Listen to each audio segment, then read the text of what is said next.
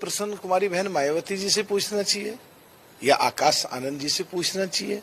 हमारा कोई कंसर्न नहीं है, पर अगर पूछ रहे हो वो उनकी इंटरनल पार्टी का मैटर है कि कौन माफी मांगता है, किसको वो माफ करती हैं।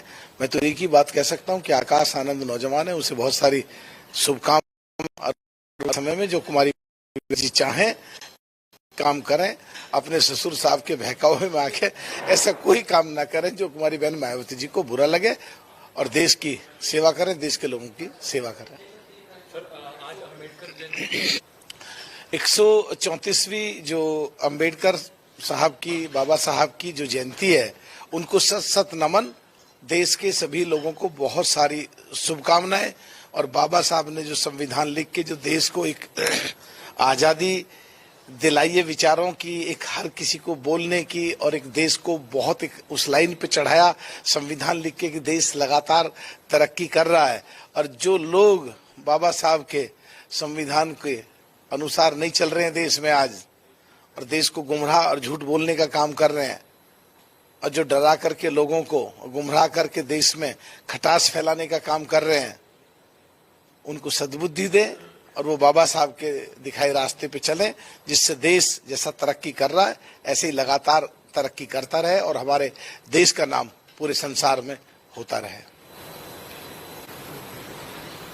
सर, बेल्जियम पुलिस ने पीएनबी घोटाले के आरोपी मेहुल चौकसी को गिरफ्तार कर लिया है, तो इस पर देखिए, ये मोदी जी की सरकार है, ये एनडीए की सरकार है, और भारत की एजेंसियां जो काम करके विदेश से पकड़ पकड़ के लेके आ रही हैं, चाहे वो आतंकवादी 26/11 मुंबई से संबंधित राणा हो, चाहे वो मेहुल चौकसी को जो बाहर अभी गिरफ्तार करा गया है हमारे देश की एजेंसी और बेल्जियम की पुलिस ने, बहुत जल्द ले आएंगे उसे। और जो सो कॉल्ड इंडिया गठबंधन की पार्टी के समय घोटाले हुए, जो लोग बाहर भाग गए, एक एक करके सब यहीं आते रहेंगे। और विपक्ष जो कभी कभी मुद्दा उठाता था, उनका ये मुद्दा भी बिल्कुल जीरो से साफ हो जाएगा। और आने वाले समय में जो इस तरह की जो लोग सोच करके बाहर भागे हैं, एक भी आदमी बाहर बच नहीं पाएगा। और हमारा देश जिस तरह आज तरक्की के रास्ते पे चल रहा है, और भी लगातार आगे तरक्की के रास्ते पे चलता रहेगा।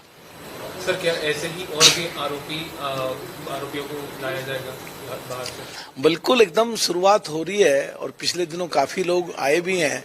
और आगे जो भी सो कॉल्ड इंडिया गठबंधन के समय में जो घोटाले करके भागे हैं, वो एक एक करके सबको लाया जाएगा।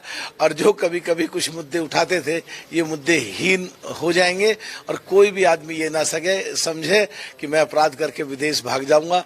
उन्हें इंडिया तो आना ही पड़ेगा। ये मोदी जी की सरकार है।